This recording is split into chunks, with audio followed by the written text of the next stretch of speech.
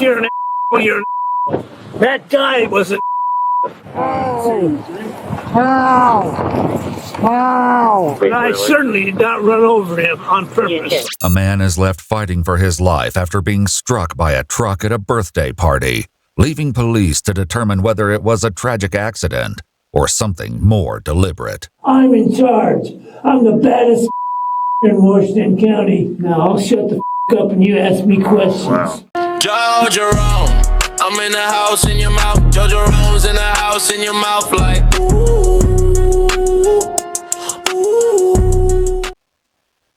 Blessings, y'all. Blessings. Happy Sunday, everybody. Hope you get to enjoy your day off and spend time with your family. You know who it is. It's your boy, Romy Rome, in the house, in your mouth. Romy Rome, I'm in the house, and I'm in your mouth like, oh. I say, oh. Keep thriving and surviving. Keep your mind right. Keep your mind tight. Keep your vibes high. Peace and love. Peace, love, light, and healing. Peace to the gods. Peace to the earth. Peace and love to everybody out there. This video is 78-year-old turns birthday party into a murder case. You see, he got the U.S. Veterans hat, so this could be another PTSD episode. He could have just tripped out and did something he thought he was in the right of doing. So let's figure out what's going on in this video. The following is based on official police records released to date, and the footage has never been seen before until now. In the early evening of May 10, 2025, officers from the League City, Texas Police Department responded to an accident call at a neighborhood park, where paramedics already on scene are treating a gravely injured man.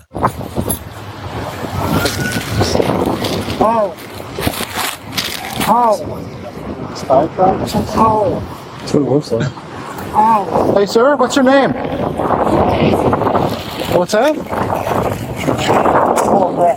The injured man is Donald Corvette Davis, a 72-year-old local resident. Yeah? Do you know what happened to you? Could you tell me?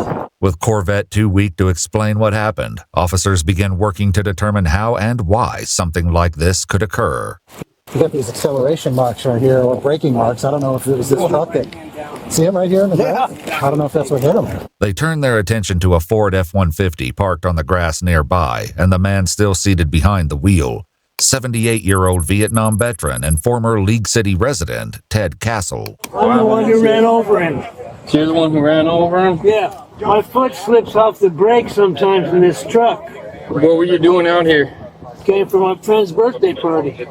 Okay. And is he here for the same party? I don't even know who the that is. He has a broken hip, and a femur, and a degloved right hand. So, like, all the skin, like, here, like, peeled back. Both men came to the park to attend the 95th birthday party of a mutual friend, known locally as Dub.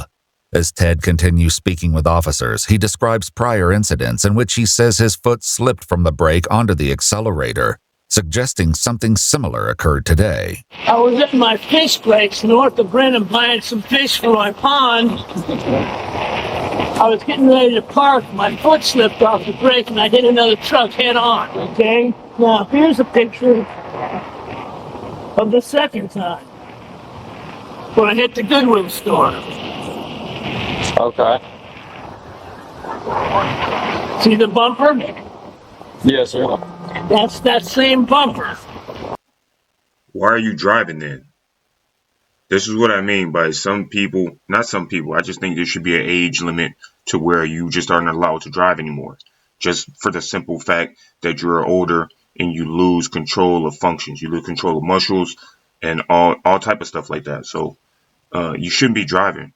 If your foot keeps slipping off of the brake, either there's something wrong with your foot, there's something wrong with the brake, you got grease on the bottom of your feet, where you just shouldn't be driving. It looks like on the table he's got a cane too. So maybe he could have a stiff leg or, you know, something like that. But you shouldn't be driving if you continuously get into accidents like that. It was caved in 16 inches. So he's got a handprint there right on the front bumper. Yeah, that could be him. Yeah. That could be what degloved his hand, right? Because that possibly a right hand, maybe. But that is a hand. If you're an you're an that guy was an Correction, you can't be. I certainly did not run over him on purpose. I can guarantee you that. That was an accident. Ted goes on to tell officers that he was the first one to arrive for the party and pulled onto the grass because he has difficulty walking. With his pickup being the only vehicle there, it didn't take long for a local to notice. When he first got here, he circled around and parked there, and that's what I told him you really shouldn't. So he went off and said, I lived here for 30 years, I can do whatever I want, et cetera, et cetera. And I just told him, I said, if people see your car there, they're going to think they can park there. It's a parking lot. Expletive, and I just walked away. Then I went back to my house, and then as soon as I sat down, Corvette called me and said, what's the deal with the truck at the park? I explained him what happened, and I didn't think he was going to come down here, but apparently he did, probably confronted the guy. Guests continue to arrive for the celebration, despite the park having been transformed into an active crime scene. Can you believe this? People just keep showing up. No, just like this. Hey, I have the food for the birthday party. So we were saying.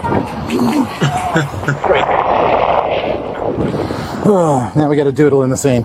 As Corvette is rushed to the hospital fighting for his life, Ted takes the opportunity to tell the officers a little bit about himself. Yellow's my color, right? I own this Jeep. I bought it because it was yellow. It's a 1988. Looked like a pretty fun Jeep, huh? Yes, sir. It's more than just fun, it's kicking. I'm just telling you a little bit about who the I am. I'm listening. I'm not trying to bore you. Not boring me. Good. And I guess I can show you some more yellow vehicles. But as officers continue processing the scene, Ted becomes increasingly irritated by the inconvenience the investigation is becoming for him. I want my wallet out of my truck. I don't even know where it is for sure. Okay. I'm not leaving without it. Now, when do you get that wallet? Well, somebody get over there and get it. How many cops you got here? 18 cops? And nobody's helping me do a thing? I gotta piss and nobody's helping me do that? What the is wrong with you guys? Well, there were written statements. We're also How working long does it transportation. take? But at least a couple I'm losing my temper. You don't want me to lose my temper. No, I don't think. My attorney will not appreciate that. He's gonna handle you guys like nuts with your Who's your attorney? None of your business. None of your business. Okay. Hey, he definitely ran him over on purpose. You can tell. Dude got an attitude problem. He's one of those old, angry, grumpy men. I know. I've dealt with plenty of them, and I have to put them in their place. Sometimes the only way to put them in their place is to make them realize that you're an old, brittle man. You keep talking, and talking is going to get you broken. I've had plenty of people like this, and I have to tell them I have to put them in their place. I understand you an elder. I understand you a veteran, but understand that's not an excuse for you to act any type of way you want to act. That's not an excuse for you to yell and talk to people any type of way you want to because you're an old guy and you're a veteran and you think everybody should bow down to you or respect you or listen to you or whatever, cater to you because you have those credentials. It doesn't matter. It doesn't make you better. It doesn't excuse you from doing and saying what you want to do. And he's one of those guys, and I guarantee he did hit the other guy on purpose. But by God, when he shows up, you'll recognize who he is. And you better not arrest me. If you do, you'll be making the biggest mistake of your life. Hey, come here. Get over here. All right. I gotta piss right now. Okay. I'll figure it out, and I'm gonna piss I'll stand up and piss right here. I'm gonna piss by my truck or by this table. You're not going to piss by either of those. You're starting to piss me off already. Don't tell me what I can and can't do. Well, you can't piss out here. You can't pull your out and piss. You can't do that. You guys, your brains aren't working very well, especially his. I want a new detective. I don't know, sir. He's a very good detective. We'll see. So far, he's not impressed me. What the okay? Sorry to hear that, Trent. Good. I want to piss right now. If I wet my pants, you guys are going to be in trouble. There's a thing called angry dementia, too.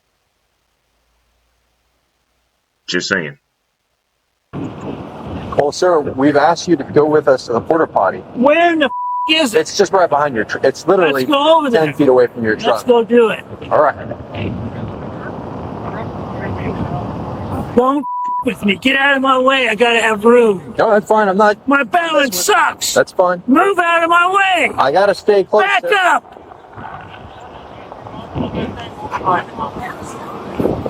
Hey, no, sir. You. No, You. do not get that. I'm taking If this if cane. you can't walk without it, you can walk with it. But if you hit me with it, I'm gonna have to take it away from you. I'm not hitting you with it. All You. right. Let's walk over there. I'm pissed Yeah, off. I'm we're gonna go walking. piss right now. Hey, Don't touch me. get close. No, Get we're walking to the Get latrine. this away We're walking from to the me. latrine. Hey, hold I on. said Hold don't on. touch Hey, me. hold on, sir. Hey, I'm sticking it. It's okay. Just hey, you want to take a piss? We'll go take a piss. Look, I'll get him away from you. Get this away from me. Why do you set him up so much? He's a veteran. You need to respect him.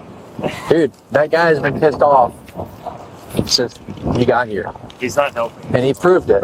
He's got the itis. He's in there flushing drugs.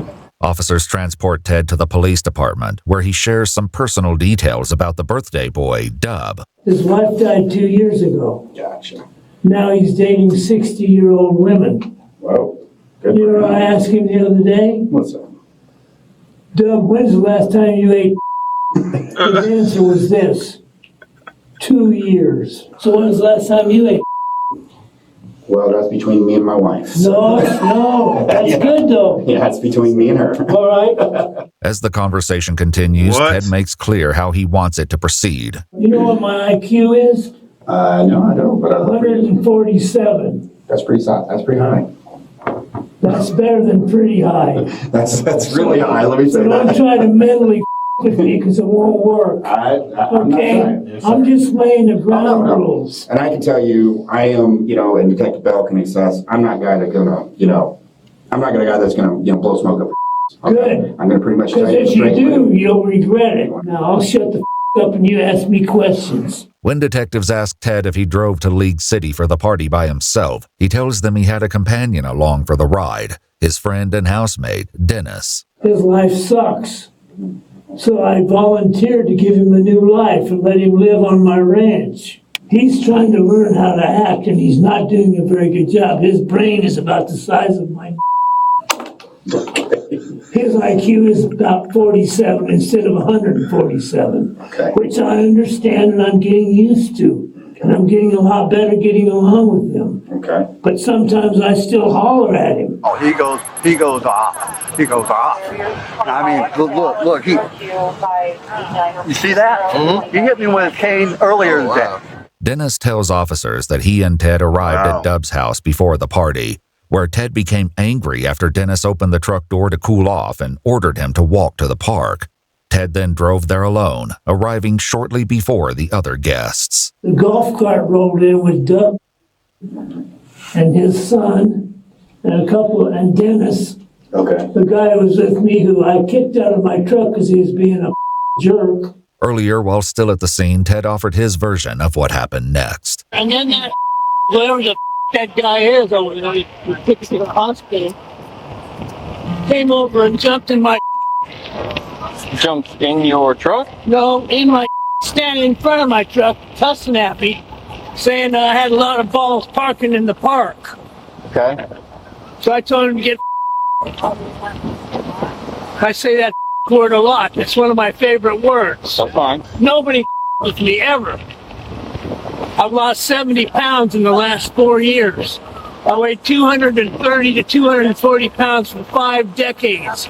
I could bench press 300 pounds. I'm a football player. I'm a physical, fit, bad. Yes, sir. Now I'm a weak old 78 Vietnam vet and I carry a 38 pistol, and if anybody with me, they're in deep. Okay. Nobody with me. I don't give a if I'm weak and old, I can still pull a trigger. Okay? I get it. Yes, sir. I get it. So what happened? He started bad mouthing me and I pulled that pistol out and showed it to him through my windshield. I said, you'd be better off if you just left. Did you think he was going to hurt you? I didn't give a he wasn't going to get a chance. Nobody Period. No, I understand that, but I'm asking, Don't ask silly questions.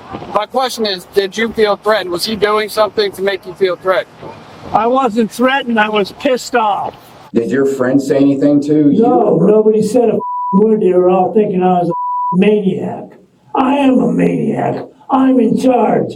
I'm the baddest in Washington County. Nobody with me, ever. Nobody's with me for 78 years. That's a complex. There's something wrong with that dude. Literally. However, he was trained as a veteran, you know, the old hardcore Marine training. I'm a bad mother F. I do this and that and that. I stand with it. Like, give it up, bruh. You're not. You're nowhere close to being bad. You want old, brittle man whose mind is gone. You need somebody to take care of you, but nobody's going to take care of him. Nobody in a nursing home is going to take care of him.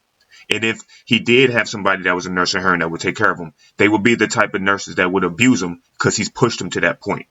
Not saying it's okay, but I guarantee that's the type of his life would have ended that way. When he gets so brittle and he can't do for himself, his attitude and his mouth alone will get him knocked off by a nurse because they over it. You know what I mean? Like, it's something mentally upstairs wrong that he's just been acting like this his whole life to the right people and nobody's ever checked him or knocked him out. But personally, I think it's a combination of probably serving, some PTSD, you know what I mean, and some angry dementia. And on top of that, being a smart ass and thinking you in charge when you really not.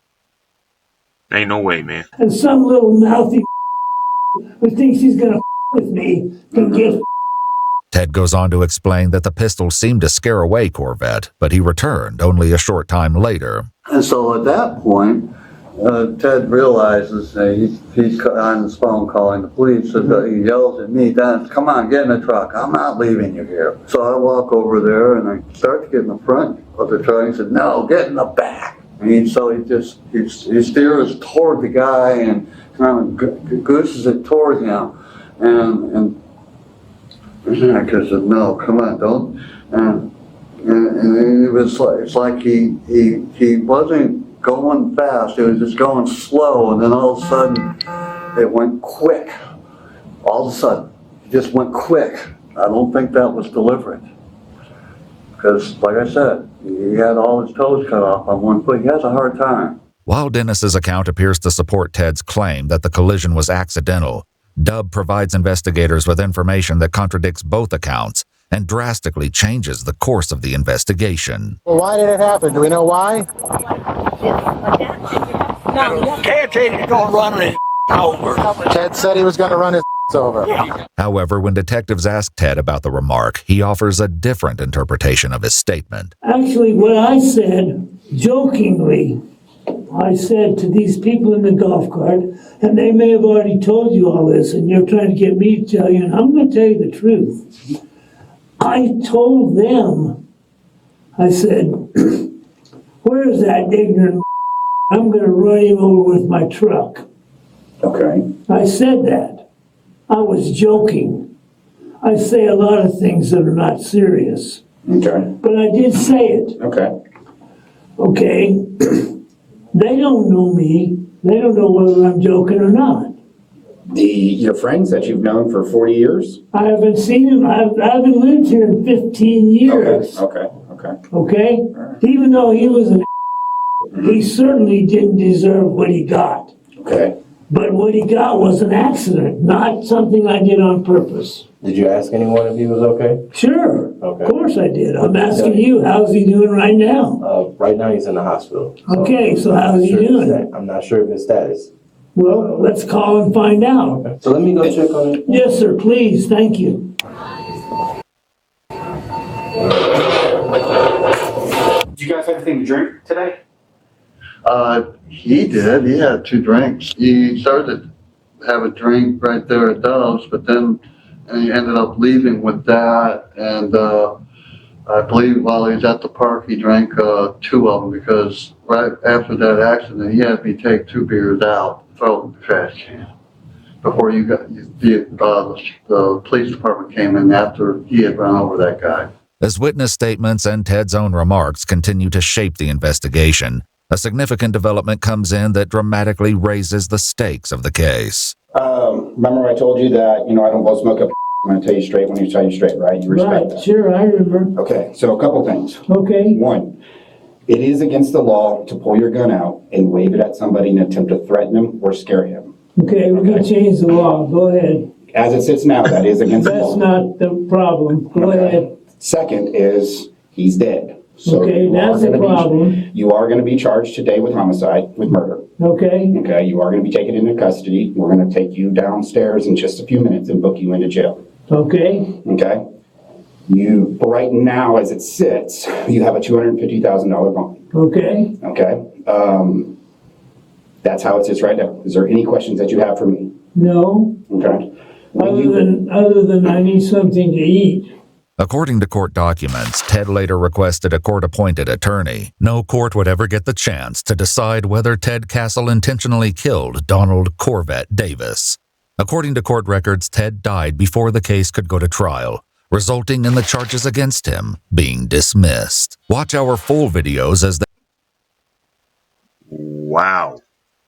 Crazy case. And to me, it seemed like he didn't really care no way.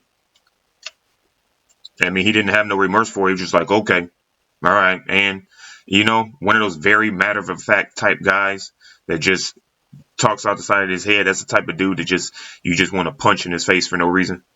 Fortunately and unfortunately,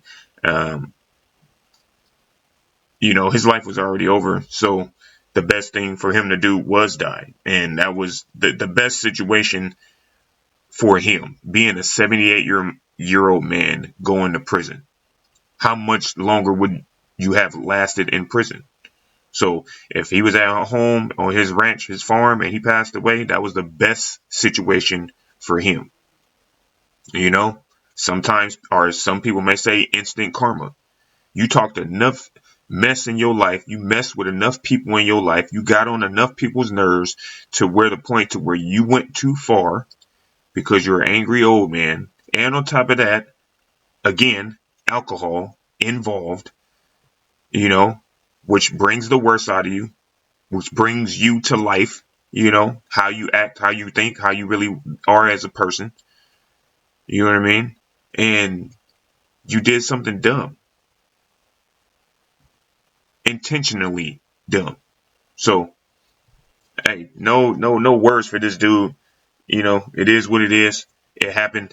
And I mean, almost in a way, it's like you got away with murder for free. Do you have to, if you're a religious person and you believe in, heaven and hell and all that stuff, where is he going? You know what I mean? You did the worst act right before your life ended. Where are you going? Or is the merciful God going to say, well, it's just this one time. I think I'll let you through to the pearly gates. I don't know. That's up for whoever else to decide. But good video, crazy video. Remember, call a friend, tell a friend, call a friend. Let them know Romy Rome's in the house, in your mouth. Romy Rome, I'm in the house, and I'm in your mouth. Like, oh. I say, oh. Keep thriving and surviving. Keep your mind right. Keep your mind tight. And keep your vibes high, y'all. Peace and love. Be easy.